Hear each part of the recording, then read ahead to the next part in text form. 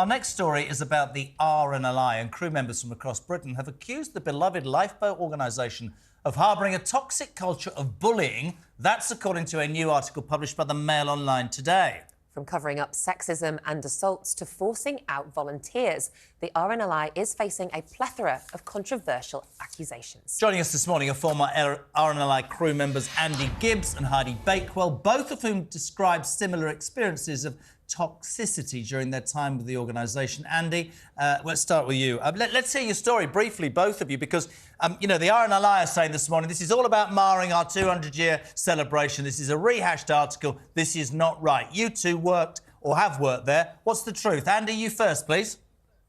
Morning, Jeremy. Well, you know, where do you start, really? You know, unfortunately, you know, it has sort of come to this for many stations around the country where, you know, volunteers are treated like dirt by the management of the RNLI.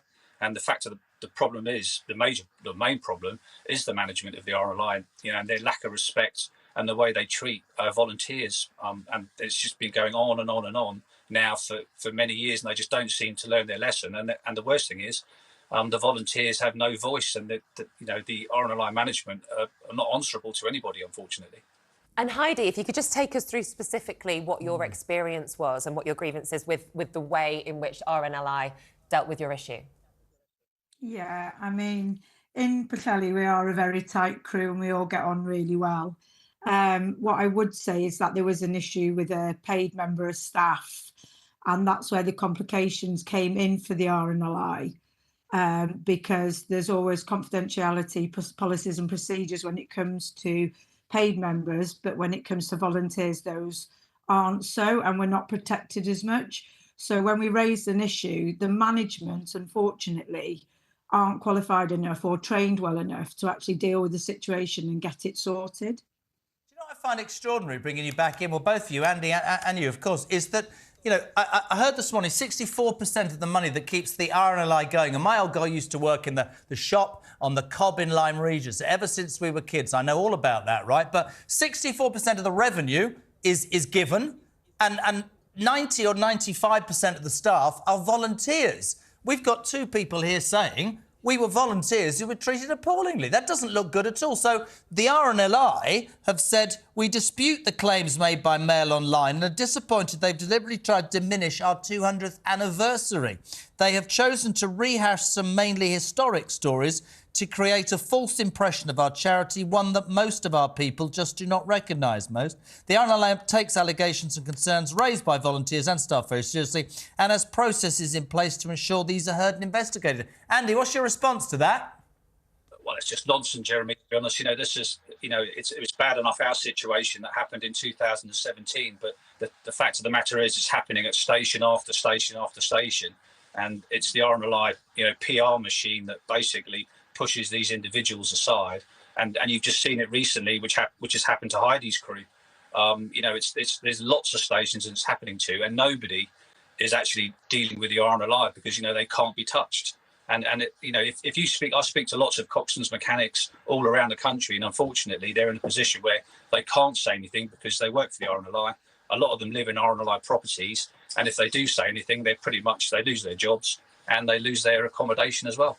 So, Andy, this isn't just a lot of anomalies happening around the country. You're saying that there is a pattern here. This is a structural issue within not just the RNLI, but I suppose the charity sector as a whole, when you have paid employees working alongside volunteers. Do you think that's the crux of the issue, is there's a sort of hierarchy there that is exploited? Well, most definitely. Like with what happened in our situation, you know, we had a very close crew. And I was a coxswain, but I was fortunate to have like lots of other good coxswains with me, mechanics, and you know, we were like a really close team, and which is what Heidi's had the same sort of problem. And the trouble is when you make a complaint against a member of the management, because, you know, they are without, you know, sometimes they are a complete joke. But once you do that, then that's it. You know, they're sort of going to divide and conquer, and this is the way they try to do it. They'd either force you out, or that, you know, they'll go to the crew, and this is basically what they did with us. And they're happening at all these other stations. It's not so much, the RNLI is not like it used to be, say 20 years ago. You know, it was a great organisation. It was well run. You know, you had lots of old old school people that really looked after their crew and their volunteers, but now you're just a number. Jumping in, Andy, if I can, just quickly, because we've asked lots of people. Jay said something. It's a heroic institution. I've recently doubled my monthly donation. I'll ask you and Heidi this. What's changed then from this organisation that everybody looked up to, that volunteers, queued round the blocks to be part of, and we thought was one of the greatest things? I mean, we're being told these are just a few examples, but we've got two people at different ends of the same country, all saying the same. Heidi, why is it happened? Is it what Nick said? Is it because the people that are paid are holding all the cards, or what? I think that's definitely one of the issues, but I also think the lack of training at a management level. Yes, we train the crew, we give the crew everything they need, but the actual management skills are probably where they lack. They take people into these positions where they're not problem solvers. We need people that can get people around a table and solve the problem at site, and everybody be able to move forward. You take people from different, kinds of backgrounds, and they come together. And obviously there's going to be difference of opinions, or there's going to be situations that arise that need the problem solving. And we say about how much money is put into the RNLI and how great we do. But I waited 3 years for a pair of wellies that fitted me. And I even offered to pay for those wellies myself, until an outside assessor turned around and said, this is dangerous, she needs them, because a certain member of the RNLI that was a paid member in our station would not order my kit. Now, I didn't join to have a fresh pair of yellow wellies, but they were size 6 I was wearing, and I'm a size 3. We need to look after these volunteers and make sure they're safe. And Andy, we just want to talk a little bit about the good work that the RNLI do as well. Obviously, they are a charity. They've saved over 140,000 lives since they began.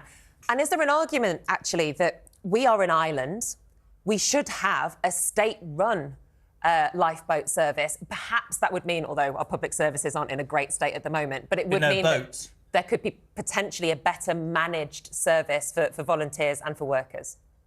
I think, I think especially like what's happening today with the 200th anniversary of the RNLI, I think, what we need to remember is, and, I'm very proud of what I did with the RNLI for those 25 years, and my father was involved for 30 years before me. But the RNLI, what it is a fantastic organisation with the volunteers and the work that it does by saving lives, around our coast, around the whole country.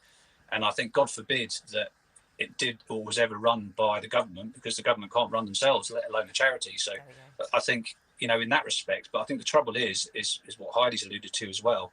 And I think a lot of if you speak to a lot of the stations around the country, it's the management of the RNLI. They're not accountable. A lot of them are absolutely clueless as to what is going on at these stations. And it's just like they think because they're the paymasters, they talk down to the little minions like dirt at times. And the fact is that it's been going on all around the country for years at all these different stations. And, something needs to be done. Fortunately, I'm nothing to do with the RNLI now, but, I'm speaking to my former colleagues regularly. So I think it's such a good question by Nick, because it's such an amazing institution, but it is also, and it does such a lot of good, right? All the messages this morning saying, I'm doubling my monthly instalment, it's fantastic. But I think it's really important also to give some credence. I know the RNLI are saying, oh, we're just having a go because it's 200 years. No, we're not. This is in the mail. And you two are living examples that, when people volunteer, they need to be treated correctly. Guys, thank you so much indeed. Andy Hibbs, Heidi Bakewell, former RNLI crew members on their 200th anniversary today. And thank you so much for all the hours that you've put in over the years. Amazing. All of the lives that I'm sure you've saved.